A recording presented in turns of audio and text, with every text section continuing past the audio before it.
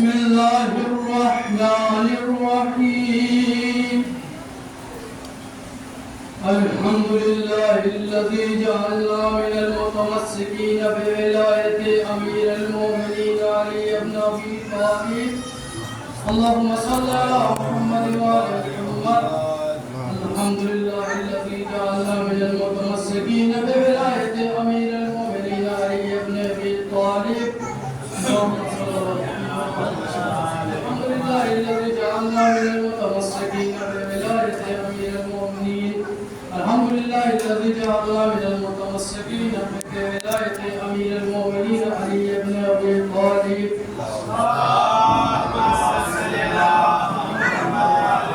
الحمد لله الذي هدانا لهذا وما كنا لنهتدي لولا أن هدانا الله لقد جاءت رسل ربنا بالحق والصلاة والسلام على مولانا الثقلين جد الحسن والحسين وأبي القاسم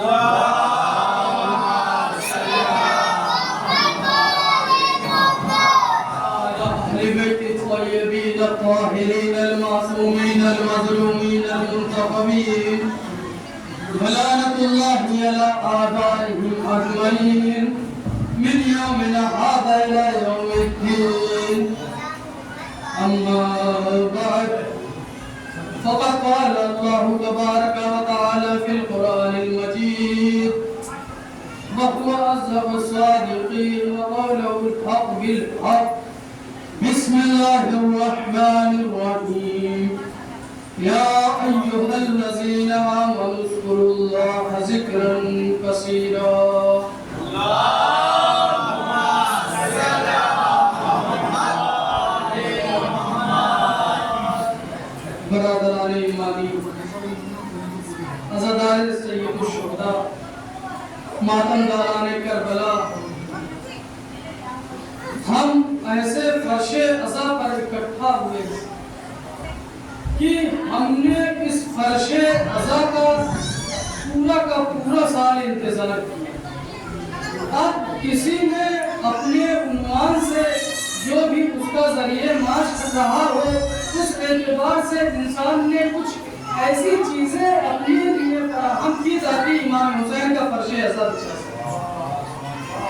اور دیکھیں میں نے جو رسالہ صبا کی مجلس تھی میں نے اس میں ایک چیز بیان کیا تھا کہ جو ہے محرم صرف گریہ کرنے کا نام نہیں ہے محرم صرف عزاداری کرنے کا نام نہیں ہے بلکہ محرم نام ہے انقلاب اور تبدیلی یعنی اگر کوئی انسان ہمارے درمیان ایسا ہے جو خطاوار ہے گناہگار ہے اور وہ تابوت اٹھا رہا ہے وہ علم اٹھا رہا ہے تو ہمیں نہیں چاہیے کہ ہم اس کو روکیں دیکھیں فرش عزا کا یہ کمال ہوتا ہے کہ بھائی جو فرش عزا پر آ جائے ہمارا یہ فرض ہوتا ہے کہ ہم اس کو برائیوں سے روکیں نہ کہ اچھائیوں سے روکیں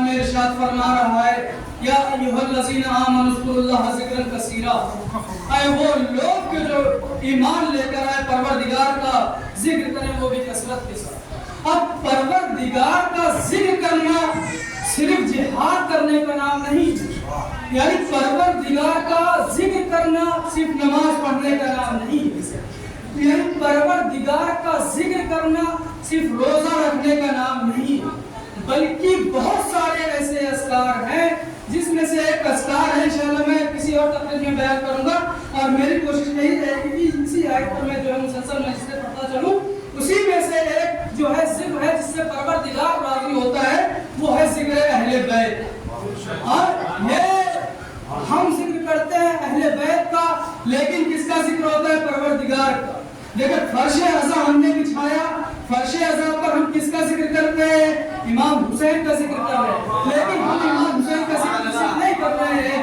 بلکہ ہم رسول خدا کا ذکر کر رہے ہیں بلکہ پروردگار کا ذکر کر رہے ہیں صلوات پڑھیں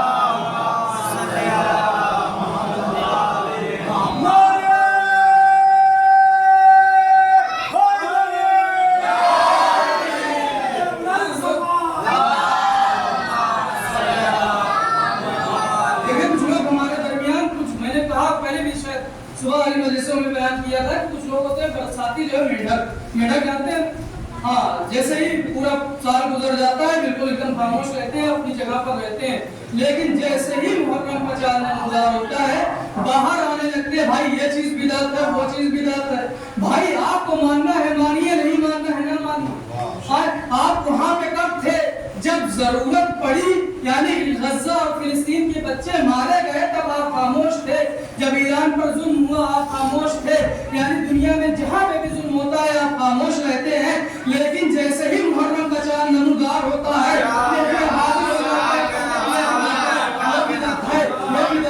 یہ دیکھا کوئی اور بات نہیں ہے بلکہ پانی کو بچا کی اولاد میں سلوات پڑھے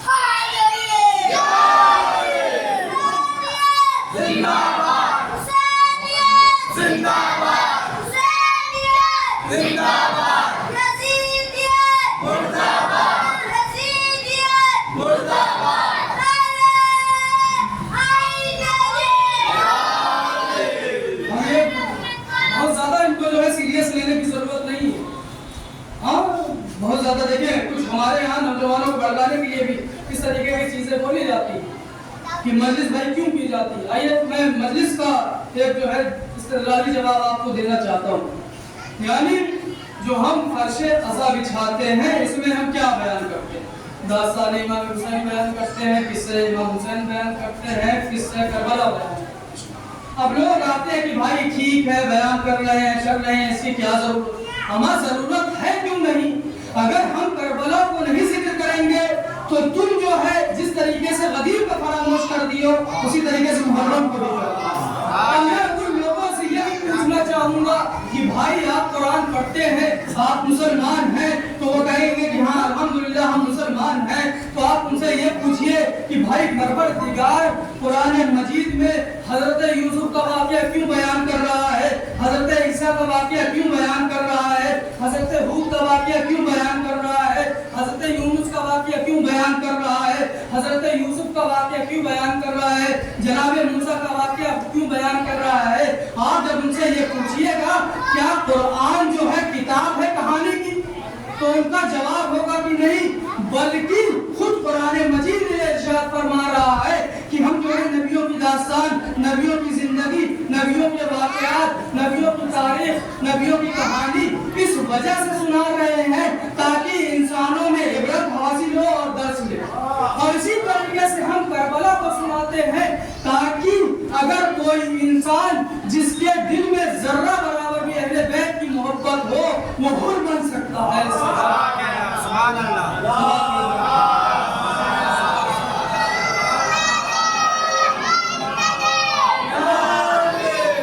میں نے ذکر کیا تھا یا ایھا الذین آمنوا اذکروا اللہ ذکرا کثیرا ہے، وہ لوگ جو ایمان لے کر آئے پروردگار کا ذکر کریں، اسی میں سارے اذکار ہیں جیسے وبالوالدین احسانا، انشاءاللہ کسی دن اور بیان کروں گا۔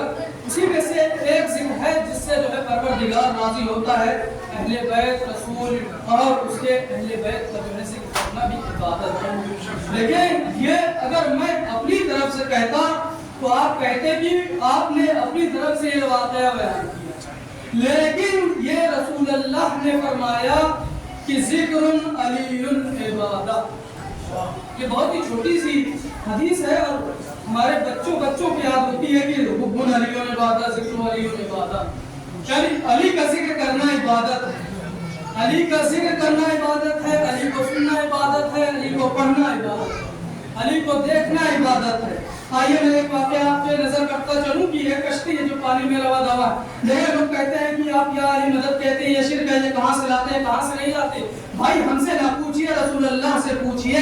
جب رسول اللہ کو لوگ چھوڑ کر بھاگ گئے تھے تو رسول اللہ نے کیا کہا تھا کہ پروردگار کسی ایسے انسان کو بھیج جو میرا مددگار ہو، یعنی سلطان النصر، پروردگار میرے لیے ایسے انسان کو بھیج جو میرا مددگار ہو۔ تو آئیے دیکھتے ہیں ایک کشتی ہے جو پانی میں روا دوا ہے، اور جو ہے کشتی پہ جو ہے الگ الگ قسم کے لوگ، الگ الگ قوم کے لوگ، الگ الگ ذات کے لوگ جو ہے سوار ہیں۔ اب دیکھیں روایت یہ بتاتی ہے کہ طوفان آتا ہے اسی دن، یعنی ایک ایسا طوفان آتا ہے کہ کشتی کا یہ عالم ہوتا ہے کہ ہو سکتا ہے کہ اب یہ ہوا کہ بھائی دیکھیں ہمارے پاس تو کوئی چارہ نہیں ہے کہ بھائی ہم کیا کریں. ہاں اب یہ کر سکتے ہیں کیونکہ ہم اپنی موت کو اپنی آنکھوں کے سامنے دیکھ رہے ہیں. بس یہ کر سکتے ہیں کہ ہم اپنے پروردگار سے استغفار کر سکتے ہیں اور پروردگار کی خدمت میں توبہ کرتے ہیں کہ پروردگار ہماری توبہ کو قبول کر لے. ہو سکتا ہے کہ پروردگار ہم پر لطف کر دے, ہم پر رحم کر دے اور جو ہے ہمیں بچا. اب روایت بتاتی ہے کہ اس کشتی میں جو چند افراد بیٹھے تھے, الگ ذات کے, الگ جو ہے نوع کے, الگ انسان تھے, ان لوگوں نے اپنے چاہنے والوں کو آواز اور پکارنا شروع کی کہ فلاں صاحب آئیے مدد کرنے کے لیے, فلاں صاحب آئیے مدد کرنے کے لیے. ارے ان سے کیا مدد مانگ رہے ہیں کہ جو رسول اللہ کو چھوڑ کر چلے گئے, چھوڑ کر گئے نہیں, بلکہ ان کا آپ ان کی کتابوں کا مطالعہ کریں تو یہ ملتا ہے کہ میں رسول اللہ کو صرف چھوڑ کر نہیں بھاگا, بلکہ جب میں نے یہ خبر سنی کہ رسول اللہ شہید کر دیے گئے, رسول اللہ مارے گئے, تو میں جنگ میں اس طریقے سے خلوصی اختیار کر رہا تھا, میں جنگ سے اس وجہ سے اس طریقے سے بھاگ رہا تھا جس طریقے سے ایک پہاڑی بکری جو ہے پہاڑوں میں بھاگ رہی ہے.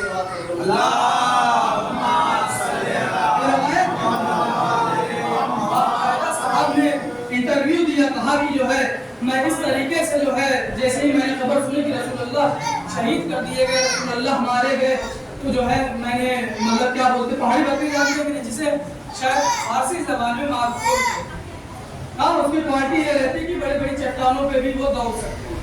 تو وہی صاحب کہہ رہے ہیں کہ میں بالکل مارکوٹ کی طریقے سے, جس طریقے سے پہاڑی بکری جو ہے پہاڑوں پہ بھاگ رہی ہو اسی طریقے سے میں بھی بھاگ گیا.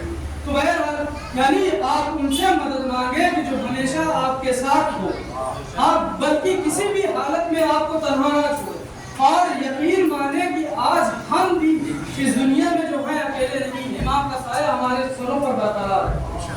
اگر امام کا سایہ ہمارے سروں پر برقرار نہ ہوتا تو ہماری کوئی حیثیت نہیں, تو ہمارا کوئی وجود نہیں.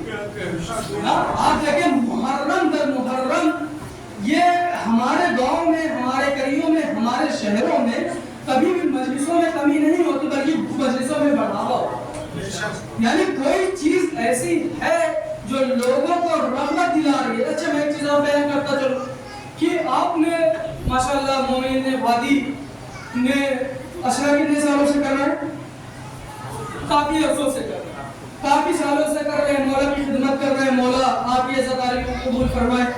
آپ دیکھیں آپ کیا کرتے ہیں, فرش اذان بچھاتے ہیں, پھر خطیب کو بلاتے ہیں, ذاکر کو بلاتے ہیں, لیکن یہ میرا اپنا دعویٰ ہے کہ وہ کوئی یہ نہیں کہہ سکتا, جتنے بھی خطیب آئے ہوں گے کوئی یہ نہیں کہا ہوگا کہ جو ہے فلاں مثلا تبلیغی جماعت سے بات نہ کی جائے, ہاں فلاں چیزوں سے بات نہ کی جائے. ایک ایسی جماعت ہے جو آپ کے جو ہے گھروں میں تبلیغ کرتی ہے. آج تک ہم نے کوئی ایسا خطیب یا ذاکر ایسا نہیں پایا ہوگا آپ نے جس نے کہا ہوگا کہ ان سے بات نہ کی جائے. دیکھیں کیونکہ ہم مولا متقیان کے ماننے والے ہیں اور ہمارا مولا فرما رہا ہے یہ نہ دیکھو کہ کون کیا ہے, یہ دیکھو کہ کون کیا ہے, بلکہ وہ اس وجہ سے خاموش ہے. کبھی اپنے بچوں کو ڈراتے ہیں کہ بھائی فرش ایسا پہ نہ جاؤ, کہیں وہ اپنے بچوں کو علم سے ڈراتے ہیں, کہیں اپنے بچوں کو تابوت سے ڈراتے ہیں, کہیں نکاح نہ ٹوٹ جائے, کیونکہ ان کو پتا ہے کہ فرش عزا پہ مجلس امام حسین پر صرف اور صرف حق بیانی ہوتی ہے. اور جو انسان فرش عزا پر آتا ہے وہ حق سے اس کی معرفت ہو جاتی ہے اور وہ ہو سکتا ہے کہ مولا کا چاہنے والا ہو. تو دیکھیں ہمارے درمیان کوئی اختلاف نہیں, بلکہ کوئی بھی انسان اچھی چیز کہے آپ اس کو لے لفظ کر لیں. بہرحال میں کشتی کا واقعہ بیان کر رہا تھا, جب لوگوں نے اپنے چاہنے والوں کو پکارنا شروع کیا کہ مولا صاحب آئیے مدد کرنے کے لیے ہماری مدد کیجئے, ہمیں بچائیے, ہمیں نجات دیجئے. عزادار و روایتوں میں ملتا ہے کہ جب دنیا والے تھک گئے, جس کو چاہنے والے تھے, جس کو چاہا اس کو پکارا, جب کوئی مدد کرنے کے لیے نہیں آیا تو اسی کشتی میں کچھ علی کے چاہنے والے تھے, اسی کشتی میں کچھ علی کے چاہنے والے موجود تھے. اب کہنے لگے یا علی مدد کو آئیے, یا علی مدد کو آئیے, یا علی مدد کو آئیے. روایتوں میں ملتا ہے करवाया। तो तभी का वाक्य इंशाल्लाह एक बार मैं वाक्य बयान करूंगा कि कश्ती में पानी में रवा दवा थी, जब लोगों ने जो है अपने चाहने वालों से थक हार गए तो उसी कश्ती में जो है मौला के चाहने वाले थे, कहने लगे या अली आइए मदद करने के लिए, या अली आइए मदद करने के लिए। रवायतों में मिलता है कि मोमिनीन ये बताते हैं कि जैसे ही हमने अली को पुकारना शुरू किया तो देखा हमने एक घोड़सवार अपने घोड़े को पानी पे दौड़ाते हुए आया और कश्ती को कुछ इस तरीके से उठाया जिस तरीके से कोई इंसान एक छिके को उठा के एक साहिल के किनारे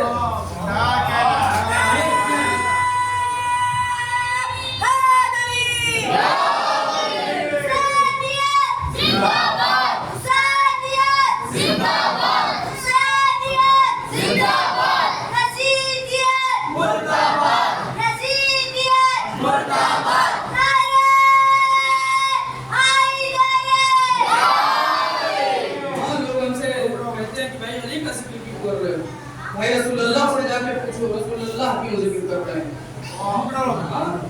और फर्श अज़ा बिछाने का मकसद ही है कि अगर लोग गदीर को समझे होते तो आज शायद फर्श अज़ा ना बिछाते, यानी लोग गदीर को फरामोश करते। और मैं तमाम मुमिनीन से ये कहना चाहूँगा कि हम पूरे साल मुहर्रम का इंतजार करते हैं, लेकिन उससे पहले आपको चाहिए कि आप गदीर को जान। क्यों कि गदीर ही की वजह से जो है करबला वाक़ई हुआ। हाँ आखिरी इमाम जब इमाम हुसैन करबला में आए तो उनसे क्या पूछा गया, इमाम हुसैन ने क्या कहा कि भाई मुझे क्यों शहीद किया जा रहा है, मेरी खता क्या है।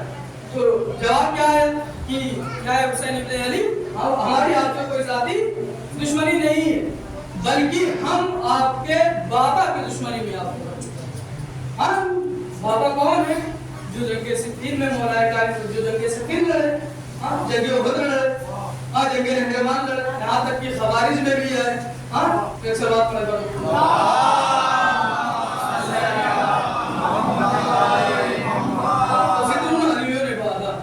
अली का जिक्र करना इबादत है, अली की तरफ देखना इबादत है, अली को सुनना इबादत, अली को पढ़ना इबादत।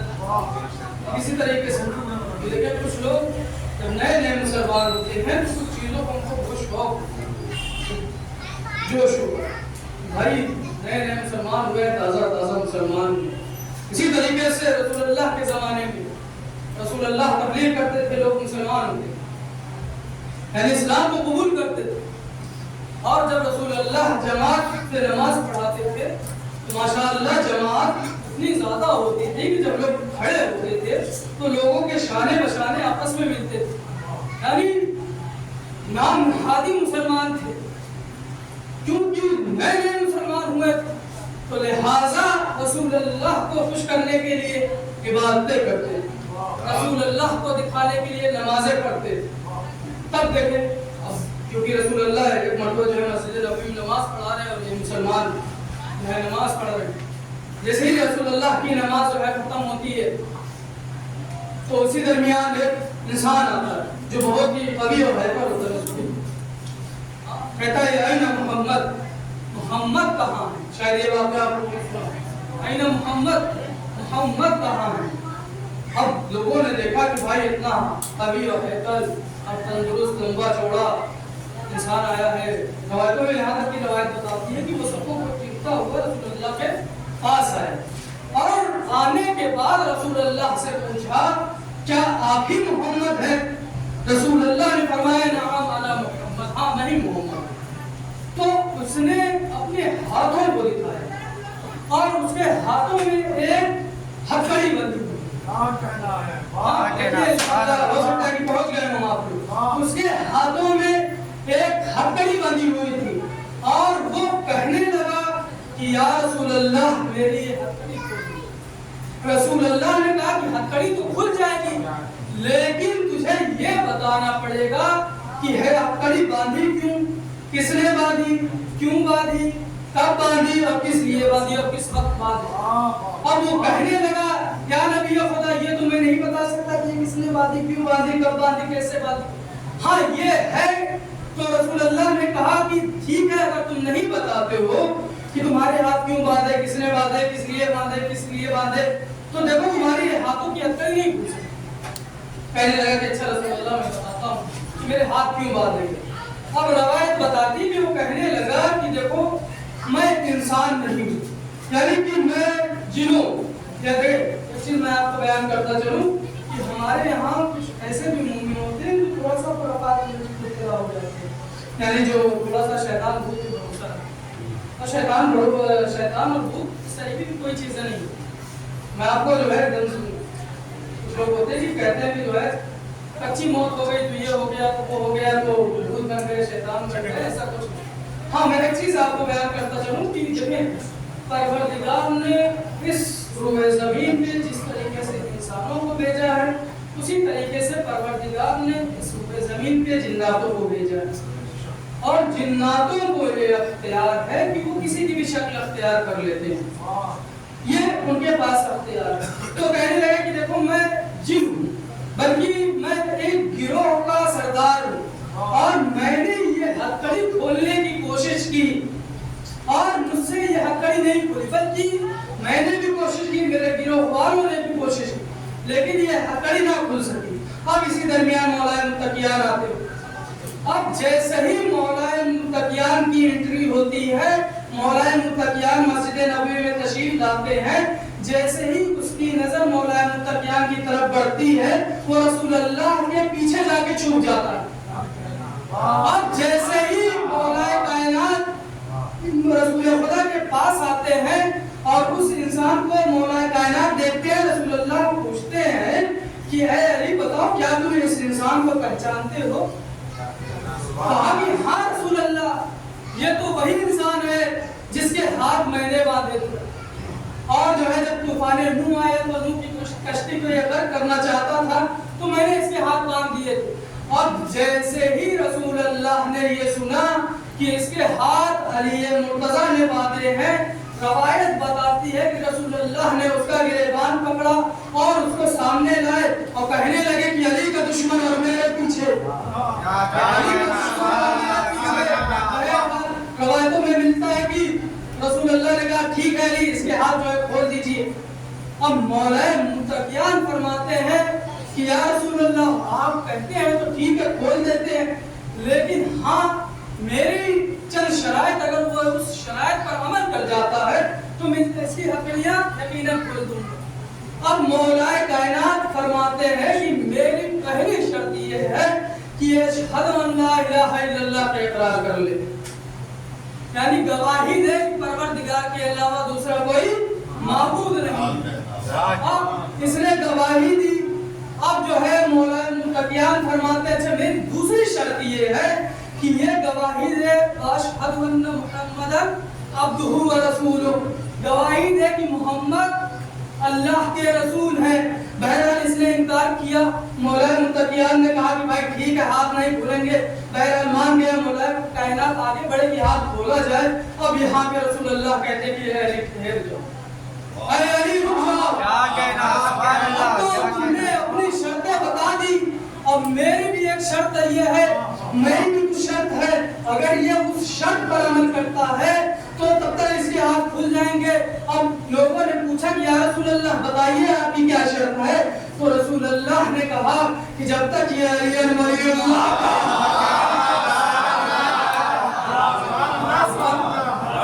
میں جملہ یہاں پہ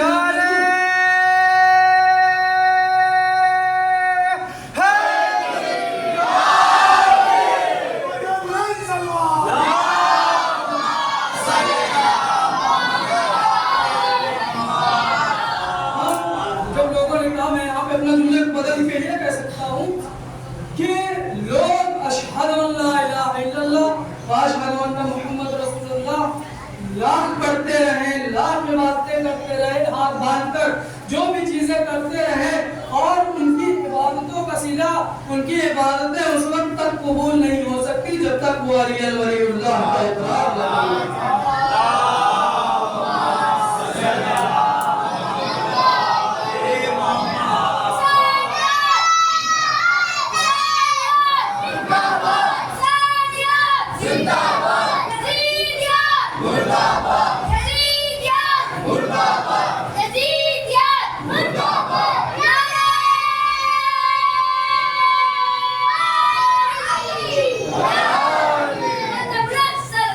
Allah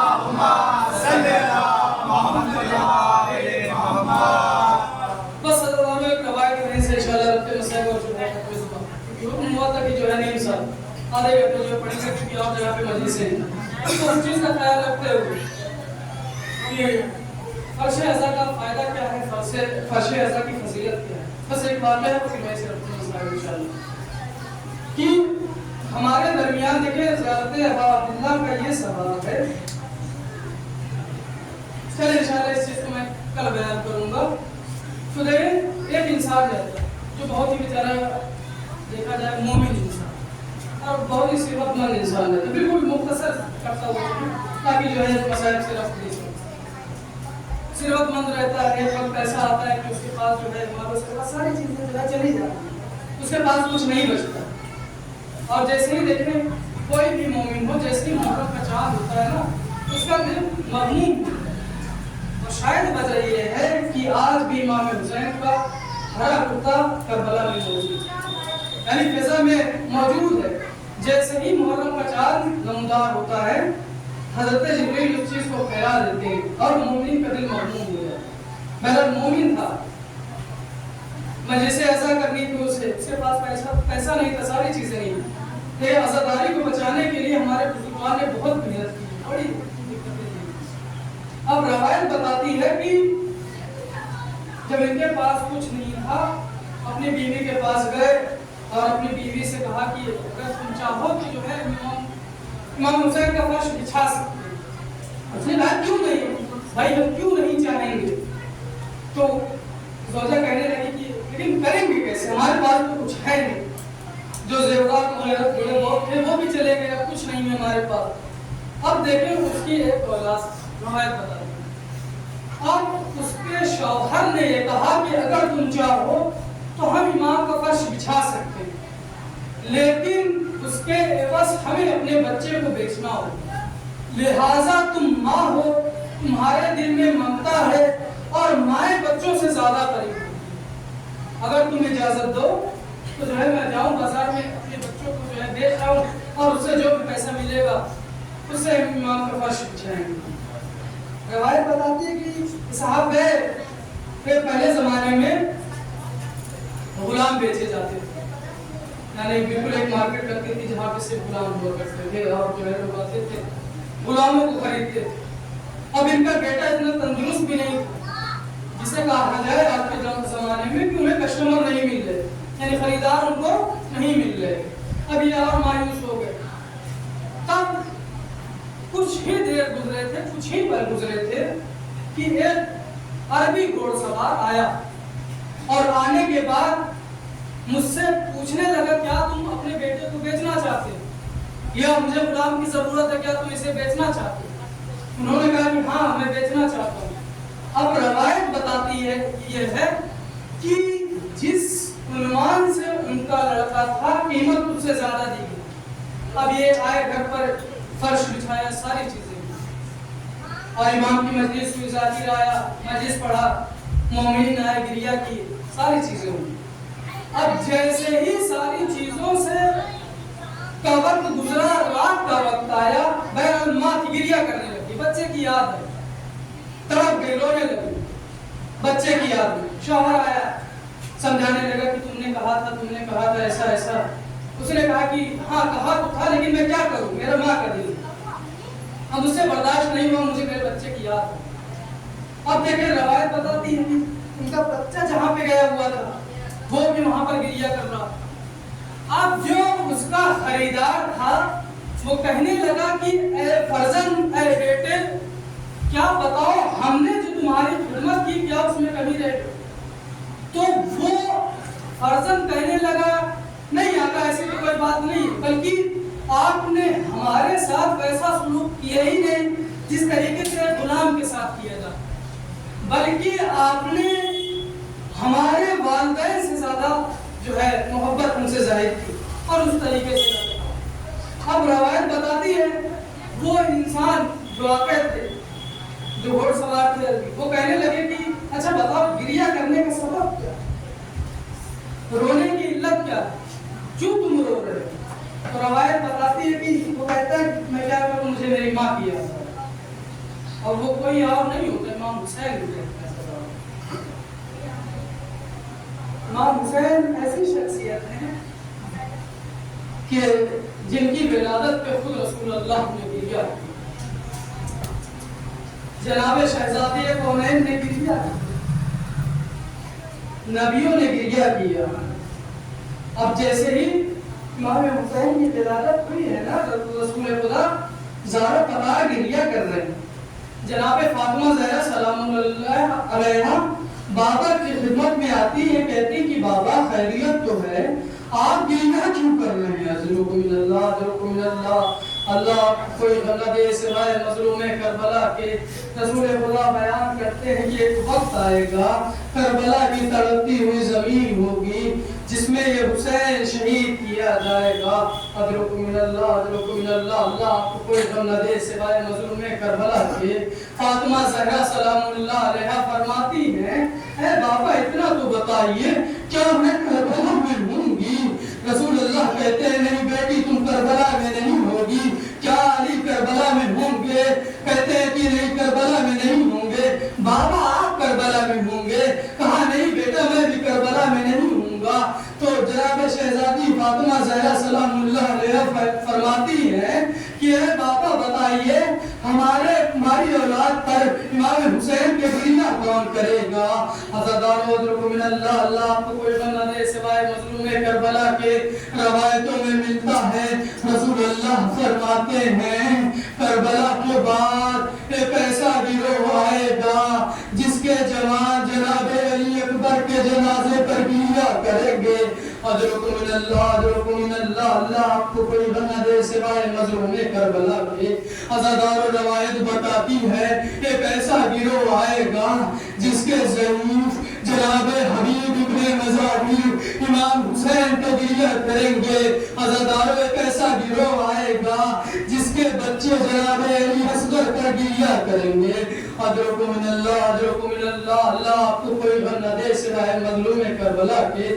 بس عزادارو میں نے ختم کیا، بس ایک روایت میں بیان کرتا چلوں۔ جب ہم فرش عزا بچھاتے ہیں نا جنت البقیع سے ایک معصومہ آتی ہے۔ عزادارو شام سے بھی ایک بچی آتی ہے جس کا سن کم سے کم جو ہے 4 سال ہے، لیکن امت نے اتنا ظلم اٹھایا ہے نا کہ 4 سال میں ضعیفہ لگ رہی ہے۔ اجرکم من اللہ، اجرکم من اللہ، اللہ آپ کو کوئی غم نہ دے سوائے مظلوم کربلا کے۔ ہمارا آخری امام بھی اس فرش عزا پر آتا ہے، جناب زینب سلام اللہ علیہ فرش عزا پر آتی ہیں۔ عزادارو جب مجلس ختم ہو جاتی ہے نا، جب مومنین کی آہو بکار بلند ہو جاتی ہے نا، جناب سکینہ اپنی بھکل سے پوچھتی ہیں اے بھکل اماں بتاؤ یہ کون لوگ ہیں کہ جو لوگ ہمارے بابا پر گریہ کر رہے ہیں؟ اجرکم من اللہ، اجرکم من اللہ، اللہ آپ کو کوئی غم نہ دے سوائے مظلوم کربلا کے۔ جناب زینب فرماتی ہوں گی یہ وہ ہیں تمہارے مولا کے چاہنے والے ہیں، تمہارے بابا کے چاہنے والے ہیں، یہ تمہارے بابا کے لیے گریہ کر رہے ہیں۔ عزادارو روایتوں میں ملتا ہے جناب سکینہ اپنے ننھے ہاتھوں کو بلند کرتی ہوگی، مومنین کے حق میں دعائیں کرتی ہوں گی۔ عزادارو کل آپ نے چاند دیکھا ہوگا نا، روایتوں میں ملتا ہے کہ جب چاند محرم کا نظر آتا تھا نا، عزادار لوگ چاند دیکھنے نہیں جاتے تھے بلکہ امام صادق کے گھر کا رخ کرتے تھے۔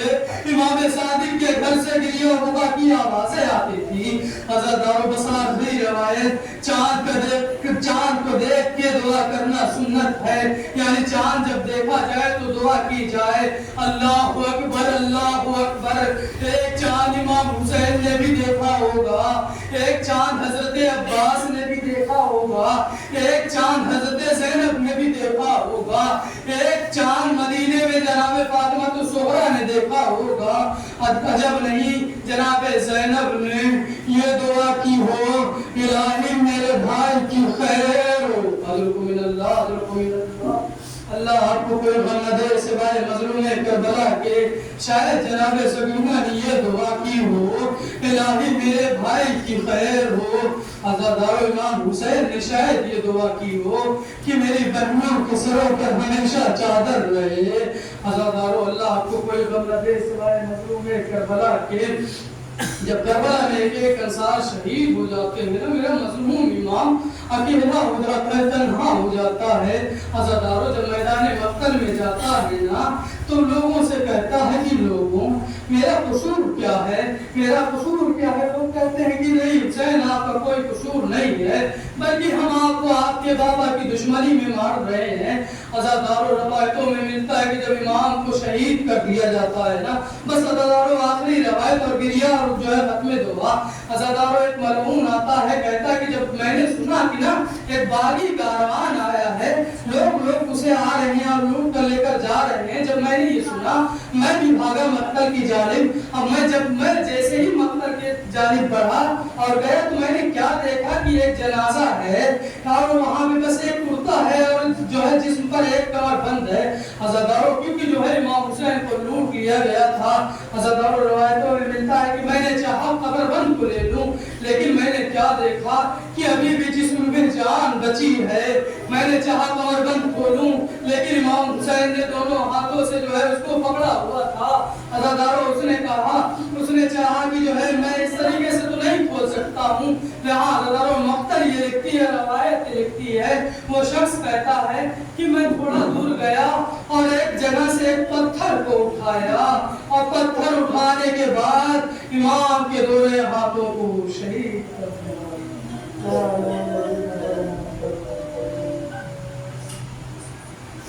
واہ مصیبت، واہ علی، واہ فاطمہ۔